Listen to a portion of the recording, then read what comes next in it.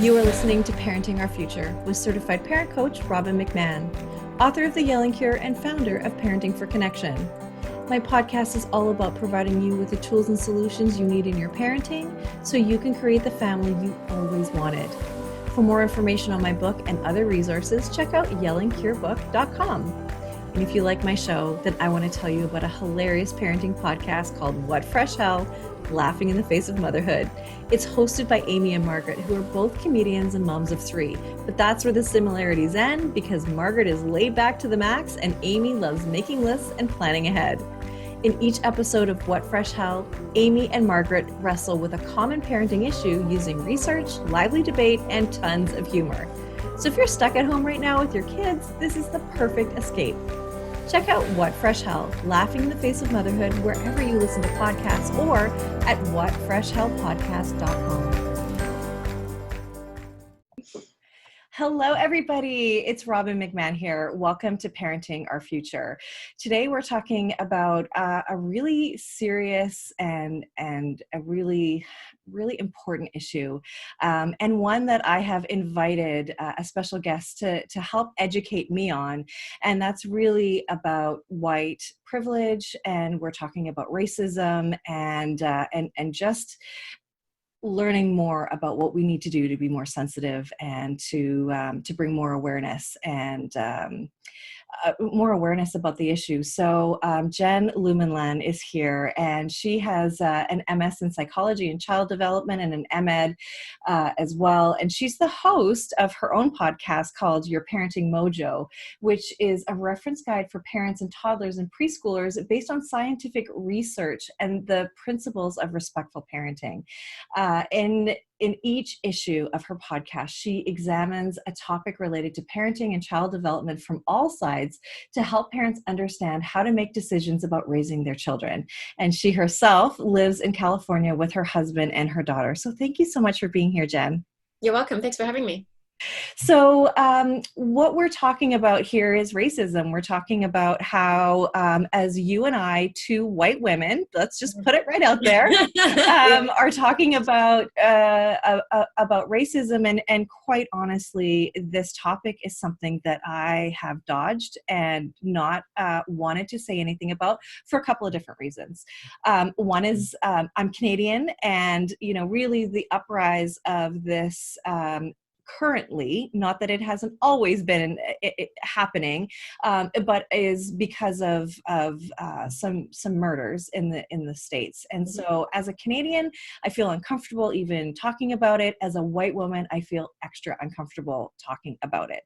So so you're here to kind of help me make sense of everything, and also help educate the people who are listeners as well, because we need to understand this. We need to do better, period. Yeah, right? I'm sure we'll talk more about your discomfort and the reasons for that in a bit. Oh, well,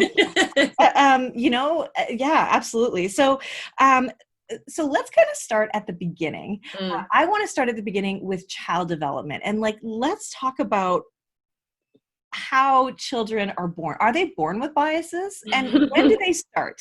It's really interesting. When newborns first come out, they really don't have any preference at all for faces of any particular race. So it's not something that they're born with. This is something that does happen through development, through socialization. And the way this rolls out is by about 3 months, they will look at faces of their own race for longer. And this is a primary way that researchers in child development understand how babies think, is how long they look at a certain thing. So 3 months, we're already seeing a shift. And one of the main reasons for that is because most babies are in single race families. And so they see a lot more families that are family members that are of that race than they do family members and other people of different races as well. By around 9 months, they start to recognize faces from their own race more easily than they recognize faces from people from other races. And so this is actually a really early precursor of the in-group and out-group idea. The idea that there are people like me and there are people who are not like me. And the reason our brain sets this up is because it's easier to process information when we categorize it. And so when everybody around you looks similar to you, you're able to sort of lump them into this category that allows you to process the information faster. And then when somebody looks different from you and from most of the people who are around you, then you can say, oh, that's not like me, that's different from me. And so the next step from that is, once we've formed these categories, we then form the idea that people who are in our group are better than people who are not in that group. And so you have probably heard, and your listeners have probably heard of Jane Elliott. She was a teacher in somewhere in the Midwest. I think it was in the 60s. And she ran a little field experiment where she told the students in her class, they were pretty young at the time, I think not preschool age, but elementary age. And she said, okay, well, today all the children who have brown eyes are superior to the children who have blue eyes. And so you're allowed to tell the blue-eyed children what to do. And the brown-eyed children totally get into this.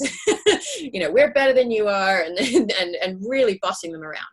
And then the next day she switched it and said, okay, today the blue-eyed children are superior, and you get to tell the brown-eyed children what to do. And so, and the role reversal is immediate. The blue-eyed children suddenly become the bosses, and everyone who has blue eyes is cool, and everybody who has brown eyes is not cool. And so, I mean, it so clearly illustrates this idea that when we have this even totally arbitrary signal of what color your eyes are, or people have repeated the experiment with, if you're wearing a red bandana or a blue bandana. Yes, yes. And if you've ever seen Survivor, they play on this to the utmost. I mean, and what more is that than teams divided by color of bandana, Right. or t-shirt? I mean, it's nothing. It's nothing. Yes, it's nothing. And then, of course, they put one person from that team in this team to mix everything up and make everybody uncomfortable. And so, yeah, so that's where this stuff starts. So, and that comes in the really early sort of kindergarten and elementary school years, around about age 5. And then we layer on our cultural messages on top of that. So who is superior?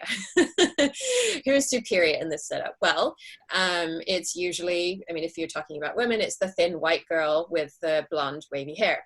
If you're talking about boys, it's the, you know, really masculine, macho, specific body shape with a triangular shaped torso, and you know, it's a certain kind of man. And how do children get these ideas? Well, through all of the stimuli that's around them, the commercials, the characters in books, the TV shows, the films. I mean, just one amazing example was, I was doing some research for a blog post that I just produced on 57 ways that white parents have privilege. And I stopped because I ran out of time, not because I ran out of privileges. Oh my God. Okay. So I'm pretty sure there are more that I missed. And so there was this page that I found from a reading primer. Somebody had taken a picture of it and posted it on Twitter. And there are pictures of 4 children. 2 of the children have light colored skin that you would traditionally call white. And so one of the children was having a birthday, and the child who was reading the primer had to write the word happy underneath. One of the white children was wearing a first place ribbon on their shirt, and the child had to write proud underneath. And then there are 2 children with dark colored skin who you could assume are black.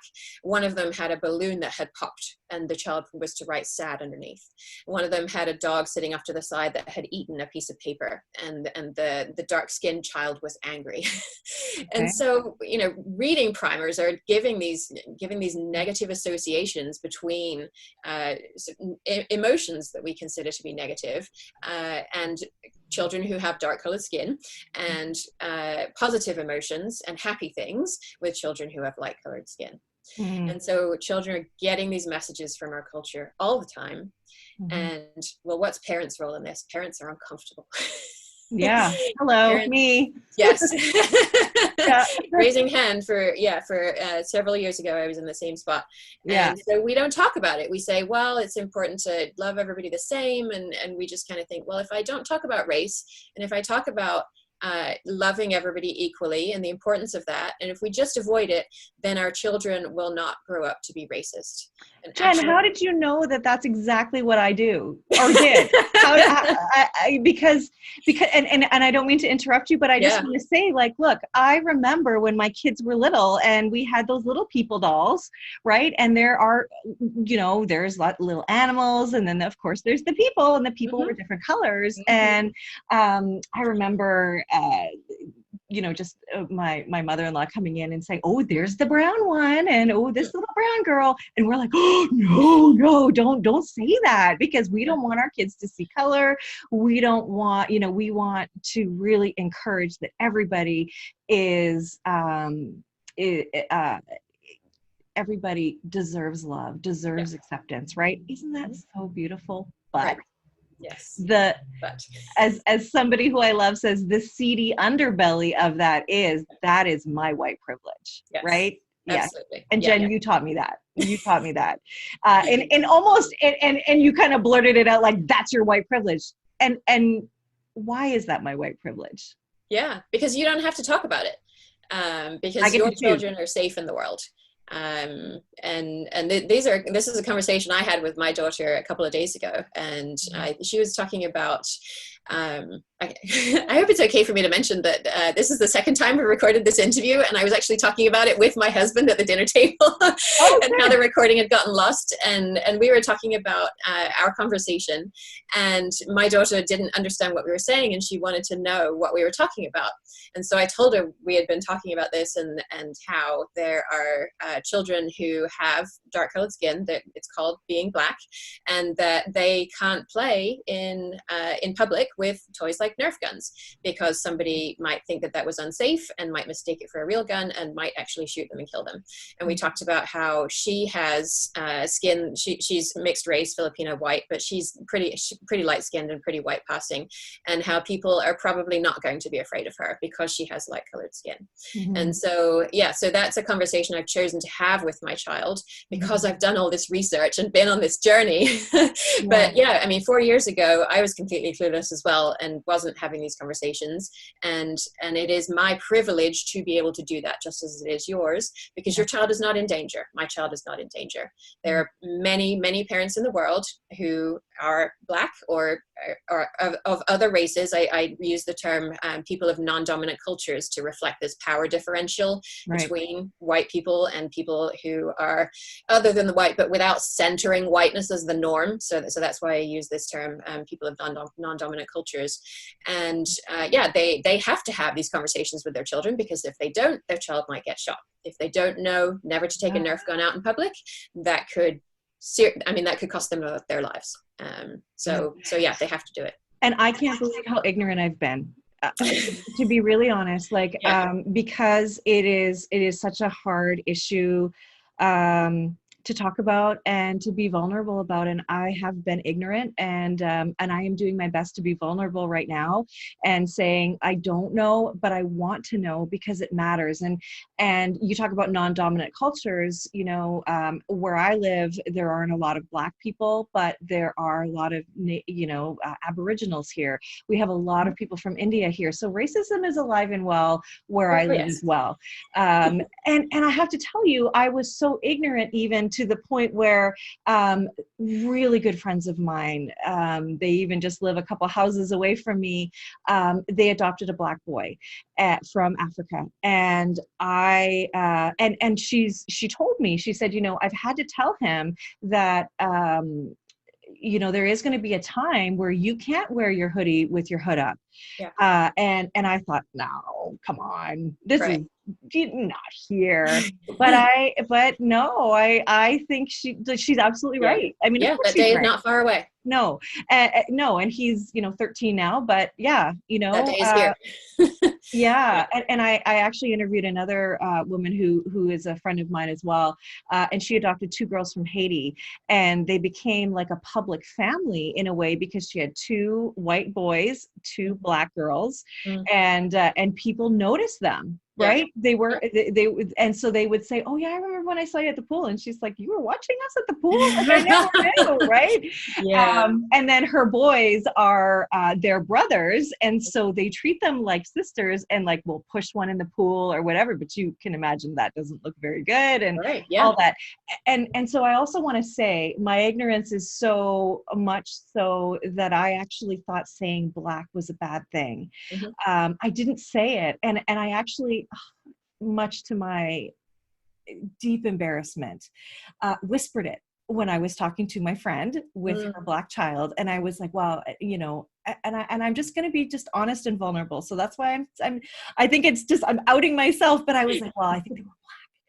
And so they've made fun of me since then, but like, I took it really to heart, and I thought, oh my gosh, like, I didn't even know, like, I didn't mean to be a jerk. And I was, and it wasn't until another friend of mine said, I thought saying Black was bad. And I was like, yeah, me too, because I've called myself Caucasian. I never want to say white, but like, I am owning it. Right. And you taught me that, Jen. And yes, we did record this podcast once before, and it was I don't even want to talk about it. It was a race. So Jen and I, now we're old friends. Now, you know, all this stuff. But I never knew also that me choosing, whether, like, me making a choice, and I made a choice. Yeah. With the information that I had at the time, which clearly wasn't very good, to not talk about race with my kids. And you very, very bluntly and in a great way, not without love, said that that's my white privilege. And I never thought of it like that I get to choose, and these families do not get to choose, because they are the subject of racism, of prejudgment, of fear, and not really rooted in facts, right? Just conditioning and prejudice. And so, you know, it's also really interesting to note how our brain works. And I always love to see, you know, the piece about the brain is really helpful in parenting in general, but to also understand that part of this is the way our brain is organizing things, and that we have to fight against that too, right? We have to fight against the way our brain is working to be better humans for society in general. Right.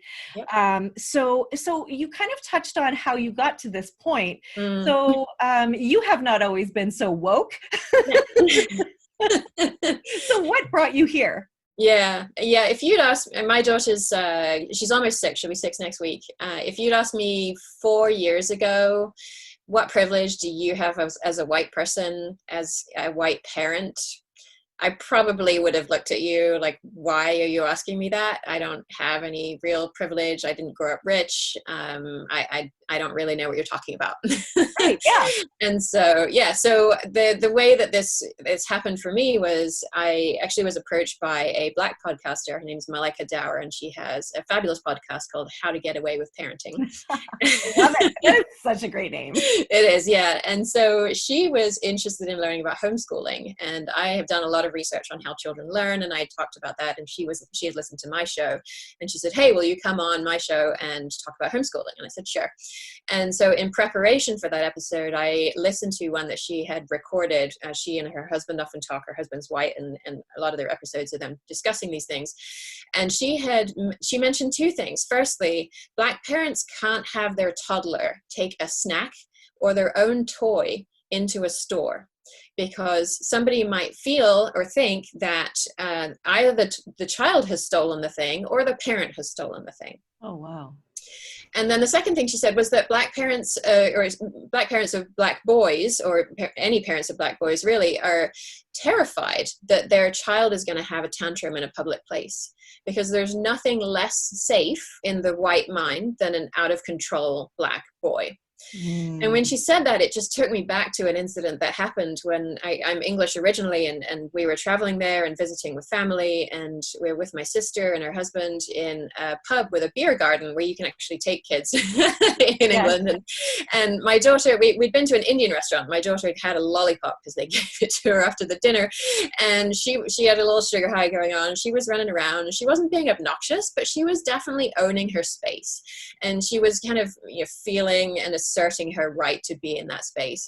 And when I thought back to that incident, and I thought forward to this thing that I just learned about parents of Black boys not being able to relax in a public space in case their child has a tantrum, I just realized I have privilege. There's just no other way of seeing it. I have privilege.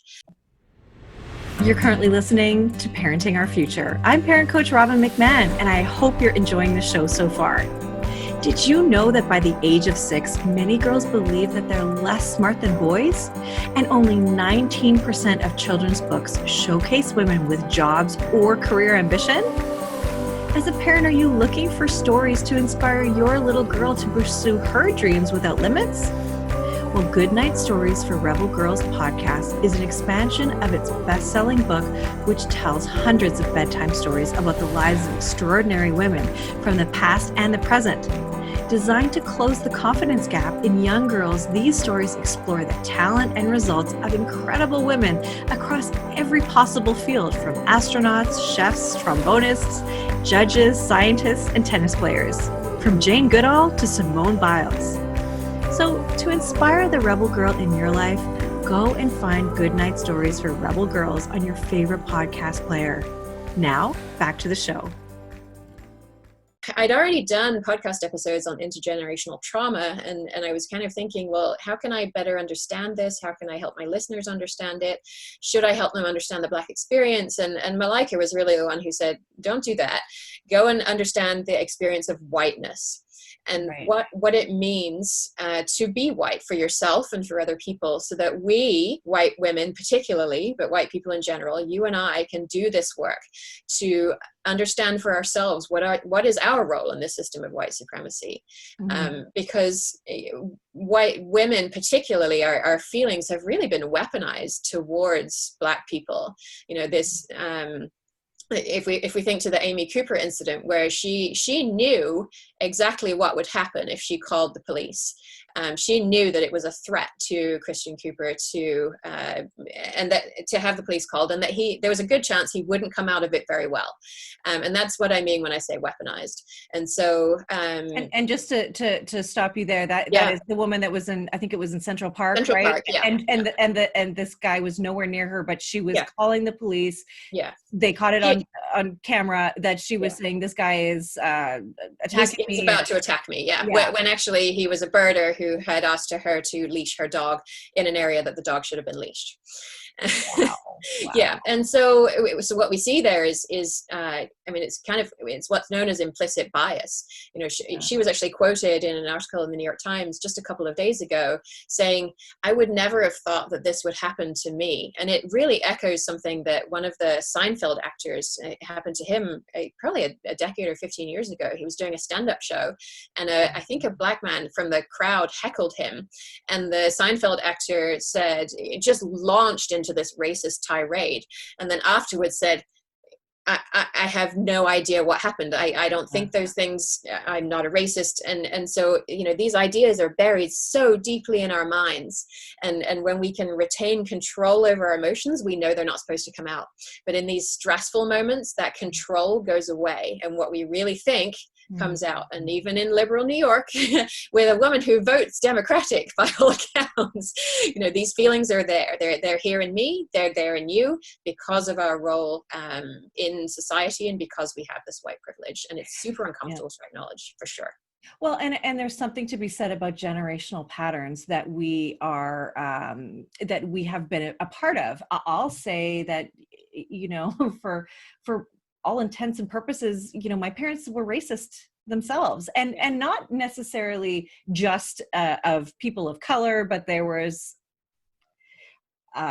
you know, even people from Poland, people who were Hungarian, right? Like, you know, those sort of jokes and things like that, right? Yeah. And it was just like, and I don't even want to say them because I don't even think I should or could, or anyway. Right. And it was just like, oh yeah, he's a blank. And not even understanding what that really was. And so I do have to look within myself and undo the conditioning that is generations full. Because I know my grandparents were like that too, right?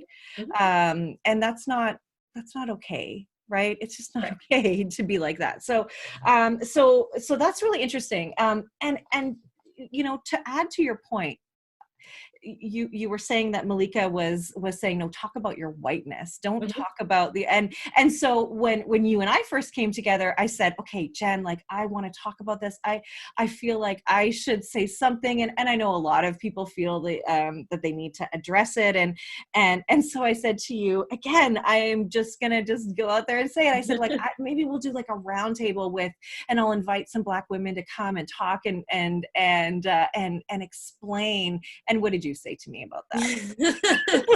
I said, let's let's save a Black person from having to educate you. Yeah. And I'll share with you what I have learned. And yeah, and Malika was kind enough to do this for me and point out that this is trauma porn. Just like watching the endless videos of Black people getting killed. I mean, firstly, why does there have to be video of a Black person getting killed for us to believe that it's real? Oh, And then it gets posted all over social media, which wouldn't happen if it was a white person getting killed.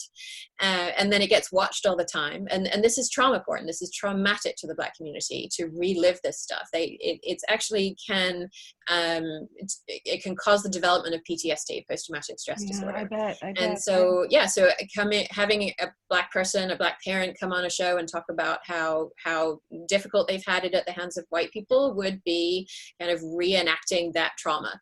And so I learned that, and Malika was kind enough to teach me that. And so we have saved somebody else from having to teach you that by sharing that knowledge here amongst ourselves. And yeah, I'm super vulnerable in this as well. I'm maybe a step or two ahead of you on this journey. 100%.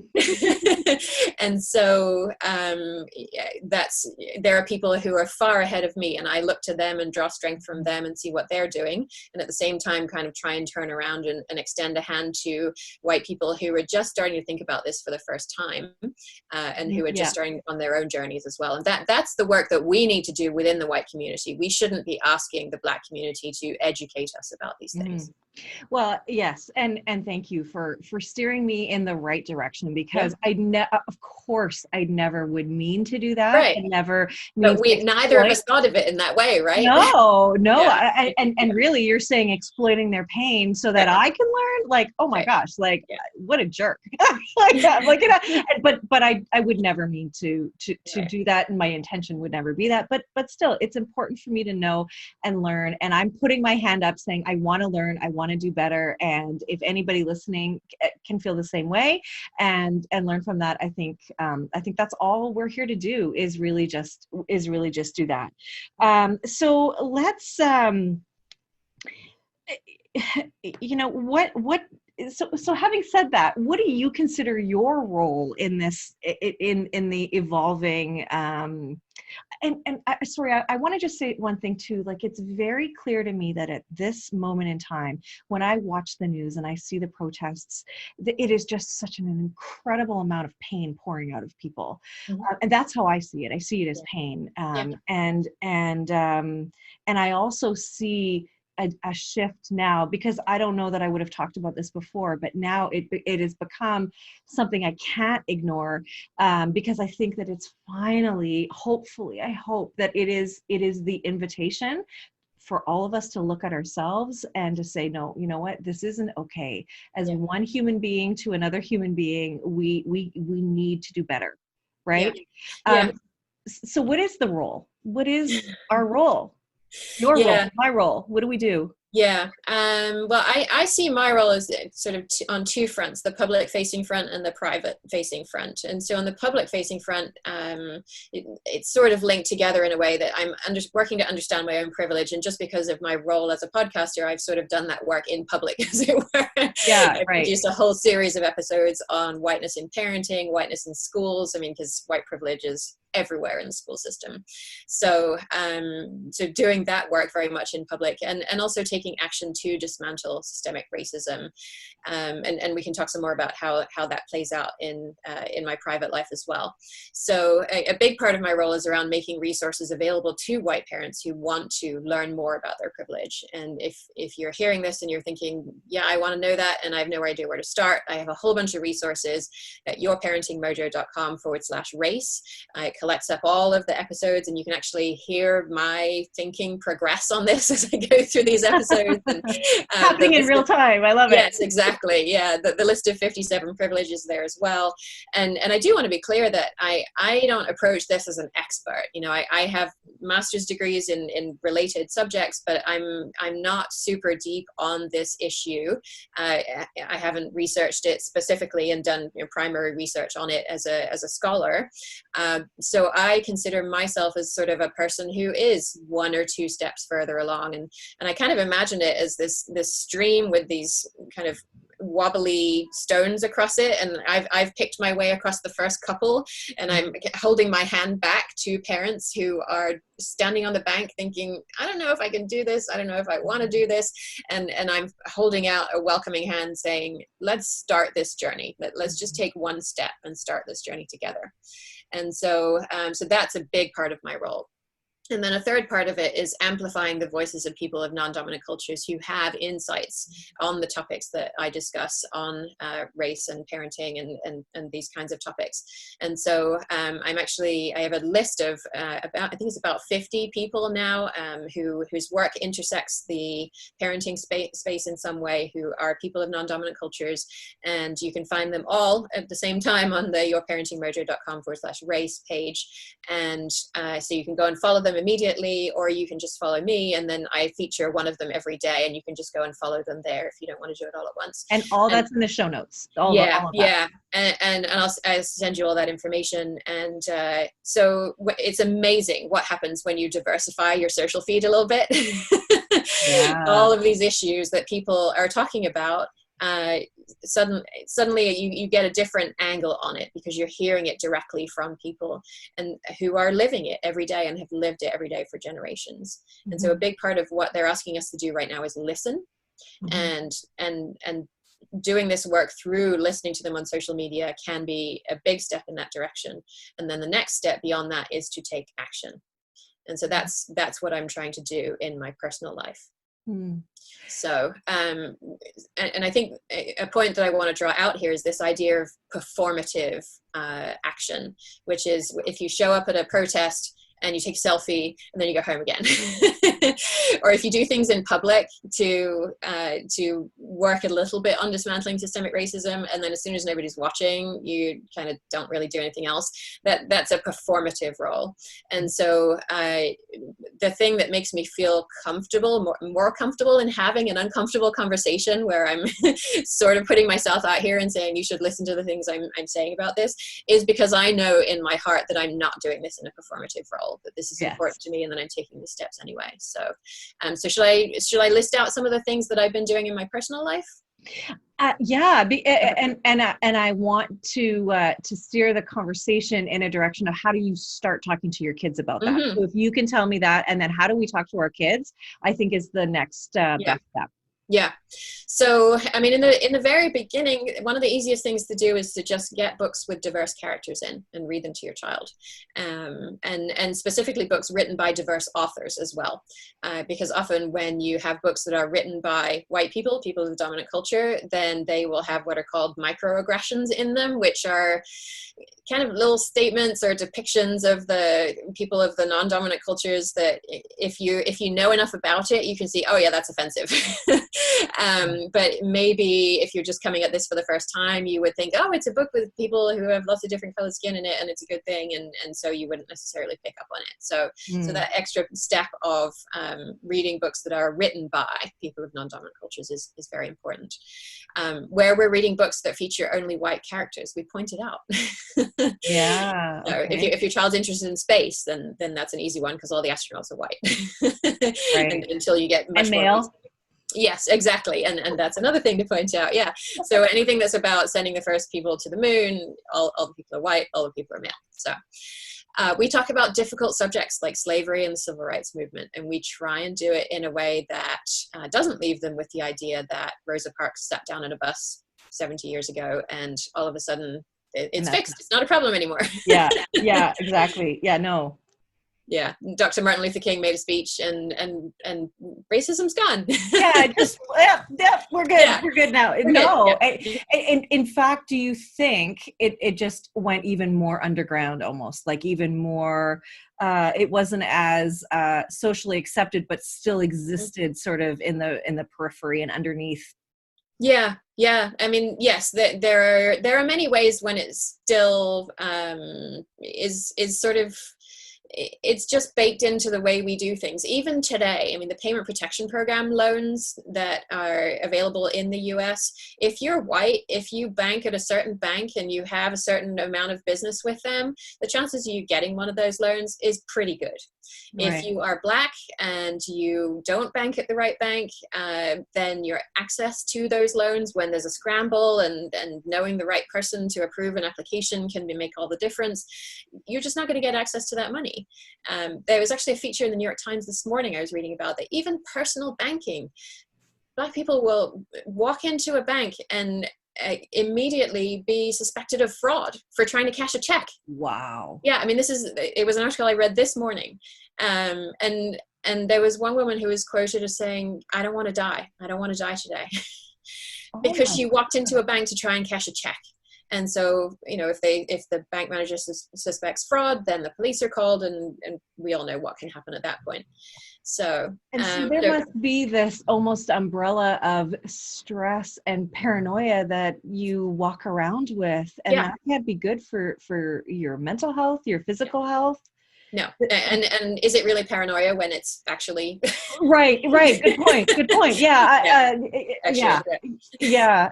No, I mean no, this is trauma. This is trauma. Trauma. Yes. There's no doubt about it, and we know the effects that trauma has on the body when children undergo trauma. Things as apparently non-traumatic as a parent who humiliates you. I mean, you would think, yeah, you could get over that. That has been shown to impact your physical health decades later for things like heart disease, cardiovascular disease. I mean, that's one tiny thing.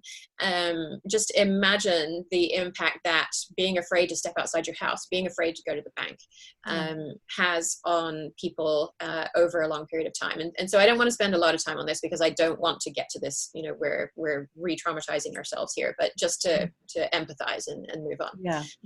And so we talk about those kinds of things. So when we're driving through Oakland, and we had been camping, and so my daughter knew what a tent was, and you sleep in a tent, and she's asking, well, why are people camping on the streets in Oakland? Well, they're not camping by choice. They're not doing it to have fun like we have. And then we talk explicitly about what kinds of people are most likely to be sleeping in tents, and why is that? Well, sometimes people think that people who have dark colored skin can't do jobs as well as people who have light colored skin, and this is the kind of language that I'm using. And so maybe they aren't able to get a job, and so they can't pay for a place to live. If she's interested in jail, which she's super interested in, you know, what happens when you go to jail? Why do you get sent to jail? And if she has this idea that if you do something wrong, you get sent to jail, which is mostly true. But sometimes when a person does something we think of as being wrong, maybe it was the best choice that they had available to them at the time. And maybe people who have dark colored skin, Black people, are more likely, well, this is not maybe, this is true. They're more likely to go to jail for committing the same crime, for doing the same thing wrong as a person with light colored skin, a person that we call white. And so we're having these super explicit conversations about these kinds of things based on the kinds of questions that she's asking. So talking with our children is super important. Really, really important. So, and you can really start right away, right? Because they are already doing it before they have language with the way their brain organizes things. Well, I just want to thank you so much for all of your information and really for helping me to understand on a better level. And I hope that the people listening, thank you for listening. Thank you for listening up to this point and really engaging yourself and spending time learning, because it's really important. And I can see the ripple effect that this will have on humanity if we can just do better, you know, and to see the Black community and the non-dominant people of non-dominant cultures. Just watch them emerge and thrive, and the gifts that we can have from them, their voices, their art, their thoughts and ideas, like they are. I can see how beautiful it can be if we can have more harmony. That's actually super important, that we're not doing this to save Black people. we're doing it because racism hurts us as white people as definitely. well. I mean, we should be doing it because it is not right for people, a group of people and individuals within that group to have to experience these things. But we should also do it because our humanity is tied up in theirs. And by recognizing their humanity, our experience is better. We are missing out on the contributions that they could have to our broader culture and society. And so that's why we should be doing this work, because it benefits all of us, not just because we want to save them from something bad. So, Right. yeah. Right. Exactly. Yeah. So, so do you have any last words that you can leave my listeners with before we go? Yeah, I think back to an article that was written by a Black man. He's called Trey Johnson in the Washington Post. It was pretty recent, and I'll send you the link to it. And he said, when things get really violent or aggressive, white people read and talk about their reading, and listen and talk about their listening. And so, and his point is, we white people must read, we must listen, we must understand better than we do right now. But we also have to go beyond that and take action. And he acknowledges that it must be, and he uses the word maddening. He says it must be maddening to have all this contradictory advice floating around. Do you step up? Do you step back? Do you read? Do you listen? Do you go to a protest? Do you not? Do you check in on your Black friends? Do you leave them alone? And his point is, we white people will figure it out. And I'll quote him. He says, Black people have been similarly exhausted making the case for jobs, freedom, happiness, justice, equality, and the like. It's made us dizzy, but we've managed to find the means to walk straight. And so his overall point is, yes, read, yes, listen, yes, think, take on this information, and then take an action. Don't wait until you feel like, oh, I understand everything, I know exactly the right thing to do, because you will never understand it all. It's not possible to understand this all. So just take one step, pick one step, talk with your child, join your local Showing Up for Racial Justice chapter, take one step that feels small but meaningful to you. And then take another. And then take another. And it's through doing that work that we will make the progress we need to make. And this is not going to happen quickly. We're not going to fix it in your lifetime, in my lifetime, probably not in our children's lifetime, frankly. It took us generations to get to this point. It will take us generations to get out. But if we can start now, at least we're heading on the path, and the action starts with us and how we raise our children, and the actions that we take and the actions we teach them how to take. Wow. Okay. Well, thank you so much for that. I know I'm going to do better, and it feels good to make that commitment to do better. Yeah. So, so thank you, Jen. Thank you for having this conversation. Thank you for letting me be vulnerable. Thank you for teaching me and everybody else that's listening. It's been so good. Thank you. You're so welcome.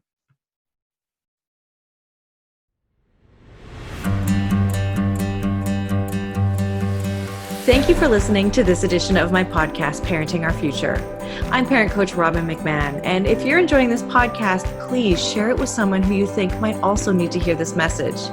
And don't forget to subscribe, and if you like my work, I would be grateful if you gave me a 5-star rating.